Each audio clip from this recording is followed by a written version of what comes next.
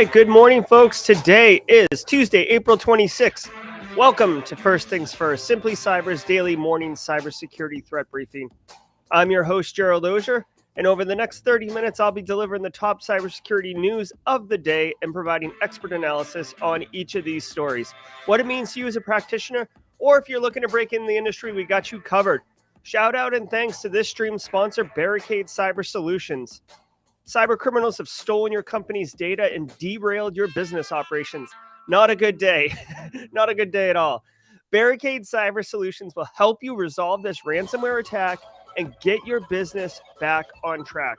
Definitely consider having Eric Taylor and Cyber Barricade Solutions on speed dial, because when you're executing incident response, the last thing you have in oodles of abundance is time. I want to remind you, if you are holding a professional cybersecurity certification like CISP, CISM, CISA, any of the other ones except PNPT, because I don't think they have continuing education requirements. First things first, this news briefing every single day is worth a half a CPE, which doesn't sound like a lot, but it adds up. 2.5 a week, 10 a month. Make sure you drop a comment in chat.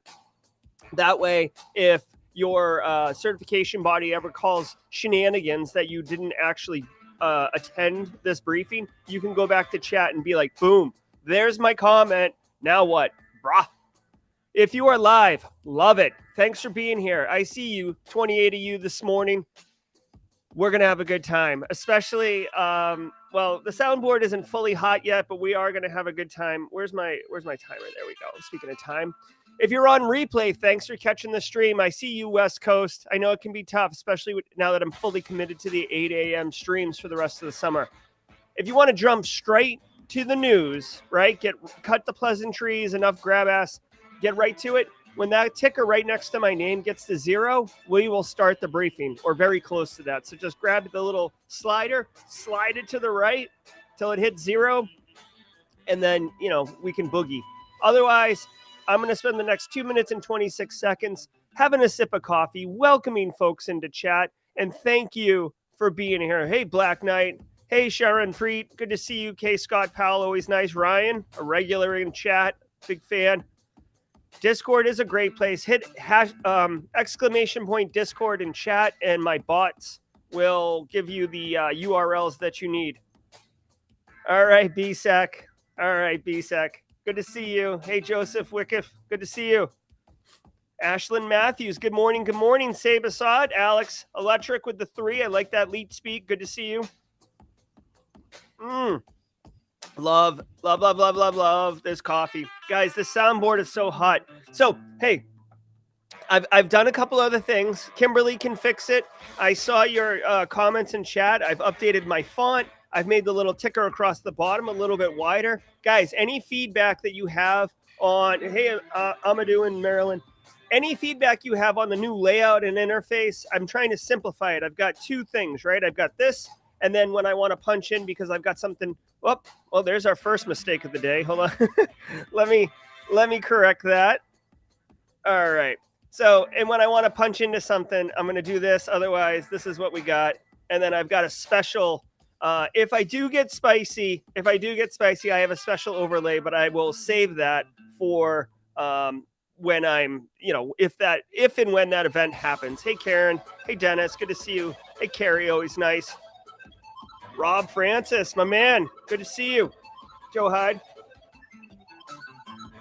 Yeah, that was Inception-like. I'm going to be bummed out if my special overlay is Inception-like, because it's gonna distract you from the real eye-opening value of what I've done. I should have tested it before I went live. I thought I did, but let's see. Yeah, the overlay is cool. The overlay is cool. I could do a little teaser, but no. I'll save it. If I get all sauced up here. Oh yeah, that would be a good idea, Josh Mason. I love my mods. You guys are the best. Josh, Base, Tom, BSEC, just so great. Stefan. All right, let's get into it, guys. I hope everybody is good, ready for a Tuesday. Here we go. You guys know the routine, and if you don't, welcome to the party. Here's the routine. We go to cisoseries.com. and read the cybersecurity headlines. David Spark and his gang, they are the ones that put it together, and we gladly consume it because why reinvent the wheel, right? So we're going to dig into it and see what's up. I will tell you, there's a couple crazy crypto stories this week or today. Here we go. Cybersecurity headlines. It's Tuesday, April 26th, 2022. Mandiant finds record 0 days in 2021. According to the security firm's annual report, disclosed zero-day vulnerabilities exploded in 2021, more than doubling the previous 2019 record with 80. Most of the 0 days tracked by Mandiant were exploited by APT groups. Since it began tracking in 2012, Mandiant reports that China exploited more 0 days than any other nation. The growth in 0 days mirrors a report from Google's Project Zero, which also saw a record number of 0 days in 2021. However, Project Zero believed this was due to better industry disclosure rather than just an increase in 0 days discovered. Board 8. Okay, so, I mean, this is kind of strange. I mean, whatever, I guess. Here's the thing. We read this the other day that Google Project Zero, which is awesome, by the way. Check it out if you haven't heard of Google Project Zero. Released a report saying that there were more 0 days released in 2021 than ever before or exploited. Okay, now Mandiant is coming out with a report. Guys, like, I'm not saying that these are two major, huge companies, so they haven't really fully merged yet, but Google purchased Mandiant like a month or two ago, right? So the duplicativeness of these reports it's almost comical because they're basically the same company at this point. Now, Google Project Zero had posited that there was an uptick, not because there's more security research being done and there's more 0 days being exploited, but just the fact that responsible disclosure is becoming more of a mainstream concept. More businesses are opting into bug bounty programs, etc. So the population of opportunity has increased, which would, correlate with the number of 0 days being detected, which is a sound position to take. The important thing is, guys, that 0 days continue to be a thing. As they mentioned, state-sponsored groups continue to be the primary actor exploiting 0 days. This makes total sense, right? Think about it for a second. Who are our threat actors? We got script kiddies. They're not doing 0 days. They're just like basically feeder fish swimming around sharks. Then you got cyber criminals. They're interested in just making straight cash, right? Oh, hold on. Where's Randy Moss here? Straight cash, homie. Straight cash, homie. You know what you don't need to do to make straight cash, homie? 0 days. You know why? Because people's cybersecurity posture is terrible typically. So you can just get in there with like your typical run-of-the-mill exploits. So APTs finding 0 days and stuff like that, they're operating at nation state levels. They need espionage, so they're trying to not be detected. APTs are typically not doing ransomware. Yes. Before chat explodes on me, I know that Russia's doing a lot of wipers, which are very, very noisy, but that's different. That's like in a war conflict. But just at the nation state level, it's espionage, which is 0 days because you can't detect it, et cetera, et cetera. So this isn't surprising to me. Be careful of 0 days. And by the way, can I just point out really quick that this highlights that even with the best cybersecurity, the biggest budget, everything all the way in, you're still susceptible to risk because you cannot patch a 0 day. That's why they call it a 0 day. There's 0 days since it's been known, right? There's no patches available. So be careful of that. Yacht Here we Club go. hacked. 2022 is proving to be the year of high-profile crypto hacks. The Discord server and Instagram account belonging to the Bored Ape Yacht Club were both hacked on April 25th and used to send out unofficial mint links to followers. Wallets of users who clicked through the links were compromised. Originally, it was believed total NFTs lost were valued at $13.7 million. However, a Yuga Labs investigation found the attack was much smaller, resulting in $3 million in losses. Okay, so let me try my new sound effect. That's Chun-Li. Listen, Bored Ape, like crypto and NFT space, man, I'm telling you right now, like, I'm trying to be sympathetic for these individuals, but this is a complete like fraud. Like I know that someone committed a crime and tricked users, but like the underpinning of what this value is, it's mind-boggling, frankly. And again, the more research I do into the NFT space and the crypto space, the more Wild West and rife with fraud and crime it really is. I mean, it's like unregulated crime, basically. Bored Ape Yacht Club is famously the like poster child of NFT, and it's the one that like Jimmy Fallon and Paris Hilton, they and Jay-Z, they own Bored Ape Yachts, which is why they're so valuable. Whatever. People, this happens all the time. Discord links, people will drop DMs in Discord. There's bots that do it. They'll send you mint links like, oh, hey, we're releasing like 5 new Bored Ape Yachts. Like, listen to how ridiculous this is. We're releasing 5 new Bored Ape Yachts, and you've been selected to get one of the 5. Click here. It's like you were randomly selected for like $1 million free Bored Ape Yacht. Yeah, okay. Like, and people fell for it. So it's insane.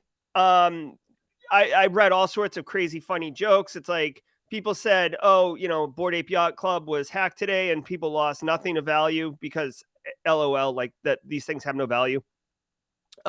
Also, I heard someone refer to it, the people who fell for it, the victims, that it's like running into a burning building because you saw money spray painted on the wall.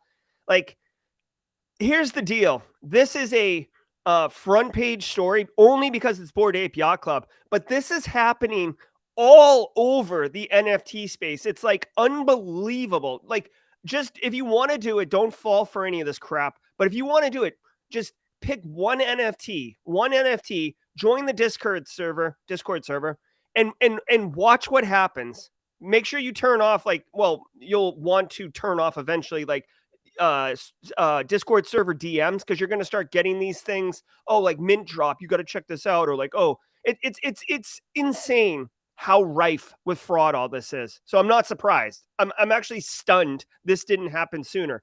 One small caveat: the Bored Ape Yacht Club person who runs it had 2FA on Instagram and had all of the kind of security controls. So it will be interesting to understand how the Instagram account was compromised, because it was the official Instagram account that was posting out to make this fraud seem more believable, more trustworthy. So there was a real compromise of an Instagram account, and it's curious how that may have happened. But again, if you pay a dev engineer at Facebook $2 million, like, why the hell wouldn't they give you access to the account, right? I mean, and that's just a made up number, right? I mean, this person got $13 million worth of assets. Oracle patches critical Java vulnerability. Oracle released the patch last week, which could have allowed attackers to forge TLS certificates and signatures in Java versions 15 and above. The researcher who discovered the flaw, ForgeRock's Neil Madden, found the flaw allowed an attacker to trivially and completely bypass ECDSA signatures, letting an attacker forge certificates and handshakes with the digital equivalent of a blank piece of paper. Other security researchers have called it the crypto bug of the year, with some speculating it could be used by someone outside a network with no verification at all. Oracle released a fix, and it's recommended organizations give it priority. All right. This is one of my areas of weakness, guys. Okay, so this is a crypto-related bug. Basically, it allows you to, like, part of the whole deal with crypto, especially in like the modern cryptography world, is public and private keys. So PKI, which is public key infrastructure, I believe is the acronym. You should, if you're going to practice in this field, you should understand public-private key and kind of at a high level what that relationship looks like, and why we use PKI and what the strength is. What they're saying here is this ECDSA mechanism for generating keys, I'm assuming is part of a PKI kind of relationship. You can fraudulently create I'm assuming the private key. So you can fake a signature, right? So you can trick the value of the cryptography, which basically compromises the integrity of the key, right? So if you go to a site or you launch an app and it's signed with this certificate, you have assurance that the original person who generated the certificate is the one who signed it. So it's legit software or it's a legit communication, whatever. And they're saying that you can basically fake this completely. It's also being used in all these different standards, right? Like FIDO-based 2FA, which is the harder 2FA to fake, SAML, OpenID, and JSON. So SAML, this is how we do like federated authentication. So when you log in with your Google account to like some random website or your Office 365 Active Directory account to like box.com or whatever, right? The federated authentication, that's what's using this type of technology potentially. So long story short, I don't really understand or appreciate where the scope of this compromise is. Like, meaning, like, do you have an action here to patch something?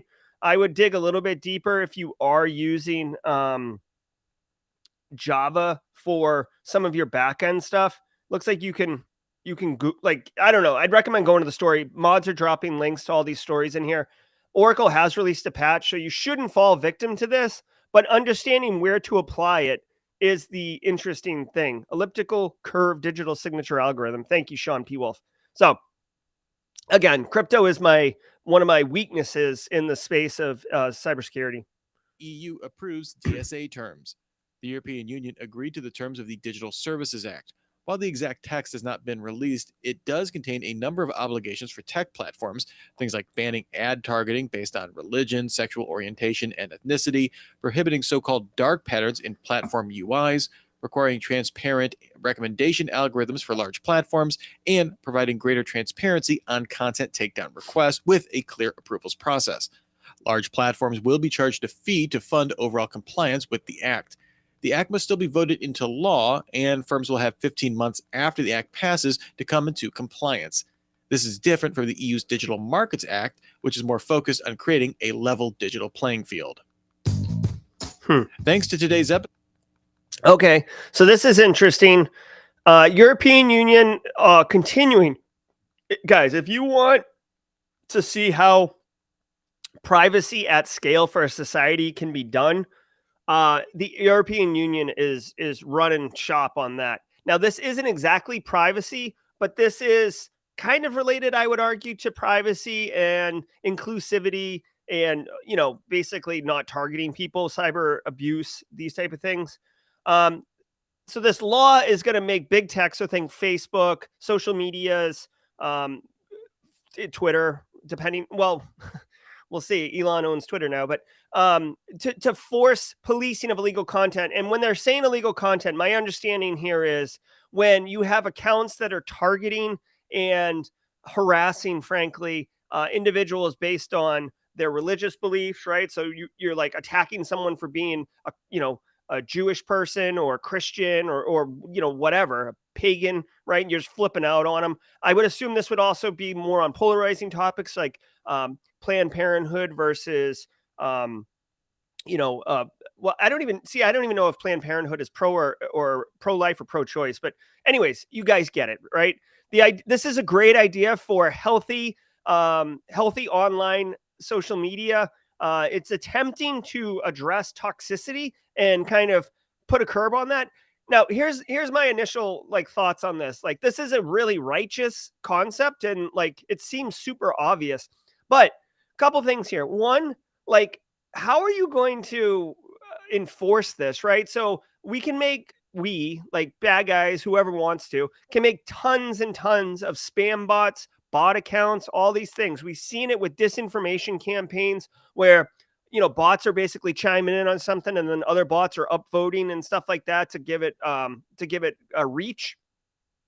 So if you how are you going to do that if you shut it down? I mean, how do you get to the root of that? Because it's trivial to create another 1,000 bots, right? I mean, it's not super trivial, but you can automate some of that stuff. So, and then who's deciding right here? This is the key word: dark patterns. Who's deciding what is a dark pattern and what is free speech? And this is always the crux of the discussion, right? Like, what I'm saying, I believe in, and I think it's a very sound opinion, and I'm very strong in my belief. And then you're going to strike it down because you're saying that I'm being harassing. And then someone who's on the opposite side of the view, they're not getting shut down. And then I suspect that the powers that be have a agenda that aligns with my adversary and not. And just as another quick example, I've had videos on Simply Cyber taken down because I've been accused by Google of promoting weapons and how to cause harm by teaching people how to phish credentials. Now, granted, that particular video, I probably shouldn't have gone into the level of detail that I did on how to steal someone's Facebook credentials. It was a step-by-step tutorial, but in my mind, I'm teaching people. I'm not weaponizing people. I'm not teaching the dark arts of cybersecurity. So anyways, it's a righteous idea, but who decides what gets banned and what doesn't is really what the crux of it is. That's going to be. By the way, it said 15 months to enforce. That seems awfully an awful long time to do something, but whatever. Sponsor.com. Feds warn about BlackCat ransomware crossing your path. The Federal Bureau of Investigation issued a warning on this new ransomware as a service offering, also known as ALPHV and Noberus, noting that since it emerged in November 2021, it's reportedly hit at least 60 organizations globally. BlackCat is notable for being the first ransomware operator to use the Rust programming language. This is considered a more secure language with benefits of improved performance and concurrent processing. The FBI said BlackCat may have an extensive network with links to dark side and black matter actors. Look. All right. So a couple of things. One, so there's an FBI advisory. We can see it right here for BlackCat, ALPHV. Eric Taylor, I saw you in chat. Let me know if you've seen any incidents, like actual incidents of any of your clients suffering ransomware attacks from BlackCat.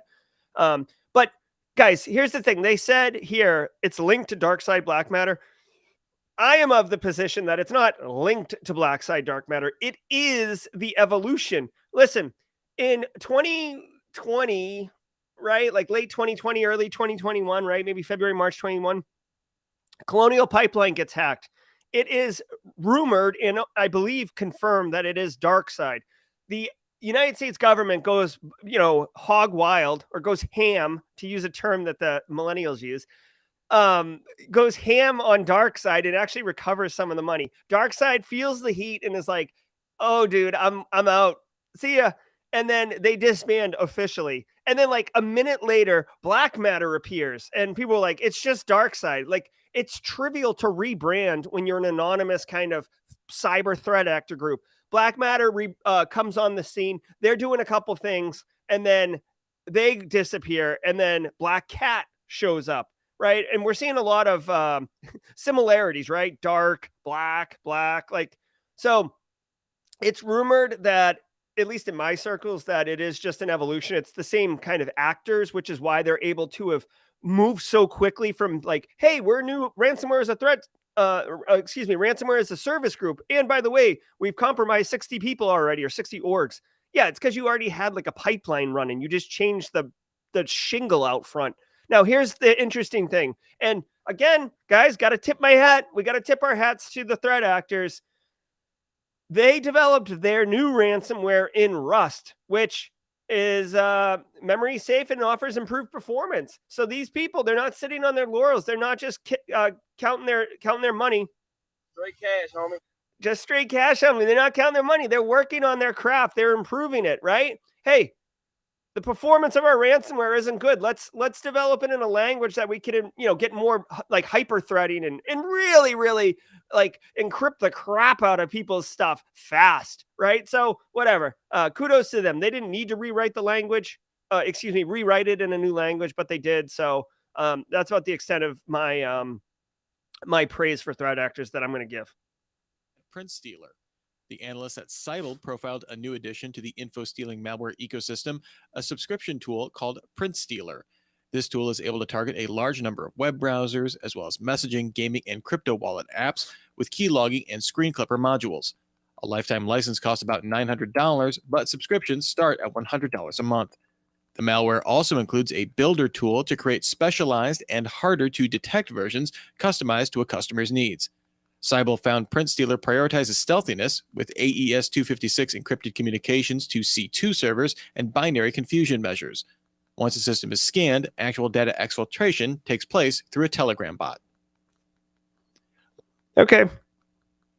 So a couple interesting things here. This is a nice little write-up. I always like it when they have screenshots of the code. It's always nice. It saves you from having to open it up and stuff like that. It's a real pain in the butt, guys. I got a malicious email yesterday, and I had to do some analysis on it. And I'm not set up for that, so I had to like spin up an AWS server and like send it to myself and then open it. It was a pain in the butt. So I appreciate it when they do these type of things. Okay, couple things to note here. One, guys, whether you're a threat actor or whether you're a legit business, subscription models is where it's at. Like the concept of a buy once and it's yours forever software is dead, right? You probably are doing this. Businesses like it because it's a different color of money, and OPEX, operating cost, is easier to get than CapEx, capital cost. So, whatever, the threat actors probably, it makes me think that like threat actor groups that have CapEx and OPEX and CFOs who are trying to make the threat actor group justify their investment for 2022. But I digress. So you could sign up for this information, or these stealers, and it looks like they give you all the infrastructure. You could see it pushes this. Is this written in Java?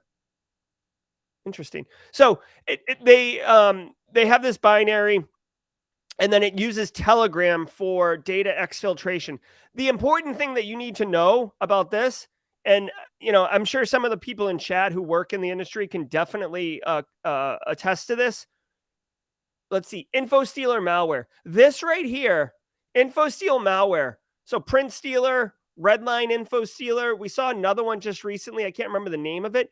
But guys, ransomware is hot, but organizations are getting a little bit better at defending from ransomware, or not putting up with the crap of ransomware, or detecting it sooner.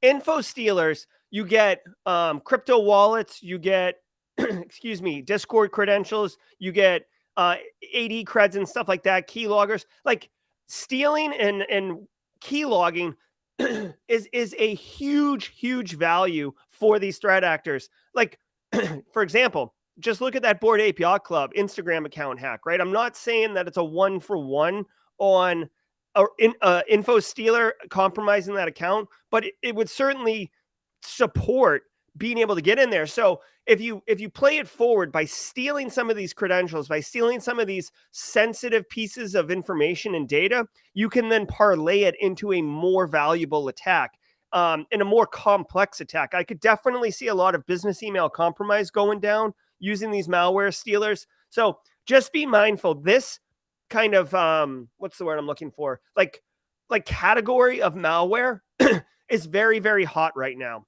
Like the info stealers are hot. So be mindful of that. You definitely be careful of letting session tokens persist indefinitely.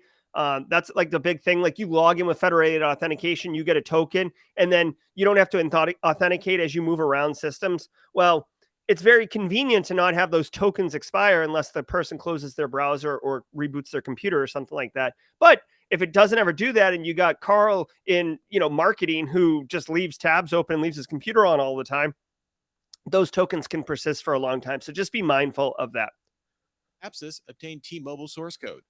According to copies of chat logs obtained by security researcher Brian Krebs, the extortion group Lazarus breached the telco multiple times in March 2022, stealing source code across multiple projects in that time. T-Mobile maintains that no customer or government information was obtained.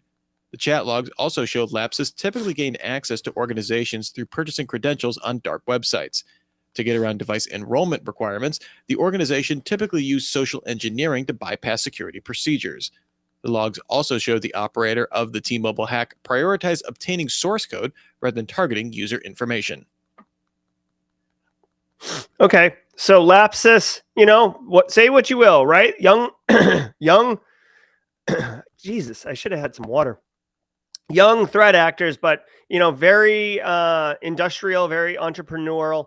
They got access to T-Mobile source code. Now, a couple things here, okay. Well, I'd have to dig into the data a little bit more, but T-Mobile is a massive company that offers cellular and cellular service and data cellular service. like source code of what, right? They have like web app interfaces. They have proprietary technology. Like they got all sorts of stuff. Lapsus didn't steal all of it. By the way, this is Krebs on Security. If you're not familiar with KrebsOnSecurity.com, check it out. Brian Krebs does great work. He's been ripping through some of the Lapsus chat information and giving a nice analysis on it. This actually might be my radar item this week because I want to dig into this. God damn it. The one thing that I will share with you guys that's worth noting, right? Yeah, it sucks that Lapsus got T-Mobile source code, but think about when like Twitch's source code got leaked, right? Yes, it allows threat actors to search the code base for vulnerabilities, but that requires a skill. Well, first of all, someone's got to buy the source code. Second of all, you got to have the skill to be able to analyze source code and find vulnerabilities. And then third, you got to be able to do something with it. So it's not like it sucks, but it's not major. But the one thing that I want to point out, and I think that this is probably the most important takeaway that's actionable for people, and I think practitioners on the call will agree with me.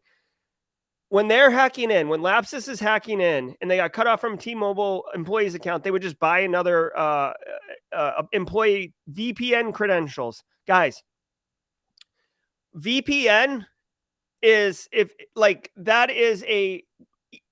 when you get a threat actor into your environment, VPN is definitely one of the top ways. Like if especially if the VPN doesn't have multi-factor authentication in front of it, like VPN can be accessed from anywhere. As soon as you hop on a VPN, you've got access to the internal network. VPNs are often commonly set up, like unless you're like a really like Fortune 50 financial company or government or something like that. It's often they're not doing device posture checking, which means like validating that the device that the individual logging onto the VPN matches some type of baseline configuration or some type of organizational configuration because of bring your own device methods and BYOD. Because you could be on a phone, you could be on like you got a new laptop or something like that. You're a sales guy in the field, so getting into the VPN, it could be a threat actor's computer. So a lot of attacks originate. The friggin' Colonial Pipeline was a VPN compromise, right? So you got to be mindful of that, guys. If you have VPN, definitely put MFA in front of it. Lazarus Group still laundering Axie Infinity funds. According to the blockchain analysis firm Elliptic, the Lazarus Group has managed to launder nearly $100 million of the $600 million in crypto stolen from the game Axie Infinity using a flaw in the Ronin network bridge. Late last week, the group was able to move $4.5 million worth of Ethereum from the monitored wallet. This comes after the U.S. Treasury Department attempted to freeze the assets by imposing sanctions on the wallet. Funds are being laundered primarily through a service called Tornado Cash, a cryptocurrency mixer. A review by the Washington Post found that sanctions against crypto wallets have proven hard to enforce, with several sanctioned wallets still able to transact for months after action by the Treasury. Yeah, exactly. Come on, man. How can you sanction a decentralized financial system? It's silly. Like whatever. It's posturing. You won't be able to launder the money in the United States. But come on, this is a North Korean threat actor operating in cyberspace. Like the only thing that is a pain in the butt for them is that it takes time to launder all that money, right? But you know what North Korea's got? Time, because they've already got the $600 million. Like it's just a matter of slowly grinding. And I'm sure they have a team of engineers who are working on laundering this money. And really, they don't care if it costs them, whatever, 30%, 40% of the $600 million in order to actually successfully launder it and get the money out. Because what do they care? It's 100% profit. Whatever they get out is the profit. So anyways, this isn't surprising. I mean, not that like it's some great shakes, but this is what I told you was going to happen. I predicted this was going to happen, that those sanctions weren't going to stop this from happening. And those Axie Infinity people, they got their money back because that platform is making billions of dollars. So I guess everybody kind of wins except the Axie Infinity company. And again, it's just the crypto space. There's stupid money flying around. Whatever. We're running late on time here. So now that you're done with today's cybersecurity head. All right. We are done with today's cybersecurity. Let's get this going. Let me just tease you for a little minute, guys. BSEC, don't get excited. I meant tease the coming stories here. Okay, guys, if you want, every Wednesday at 11:30, on ThreatGen, the company I work for, is YouTube channel. I'm playing Red versus Blue. I've done it for like 3 or 4 weeks. Some of you joined me last week as I tested the CIS 18 controls. This week, I will be a red teamer, and my goal is to socially engineer my way into a manufacturing plant and and bring down the industrial control systems using social engineering and malicious USB drives. That's my goal right here. You can see social engineering, physical access to touch OT ICS. So come, if you're interested, come join. It's like a really relaxed hangout while I attack a manufacturing plant. Although I may choose to do a oil and gas plant instead. Also, Thursday on Simply Cyber Live, we will be talking about the Conti ransomware gang and kind of analyzing their TTPs. Well, Dave Klein will be joining us. It'll be a fun, a little bit more technical of a talk, so I hope you can join us. Guys, I'm running a little bit late. Nothing got too spicy today, so the overlay didn't drop, but trust me, I've got new cables coming. I think our audio issues are going to be taken care of, so I think we're going to be good. All right, guys, that's going to do it for today's First Things First. It's Tuesday, April 26th. Thanks so much for being here. Y'all be good, and we will see you tomorrow, Wednesday, April 27th at 8 a.m. Remember, it's 8 a.m. until August. Be good, everyone. Cheers.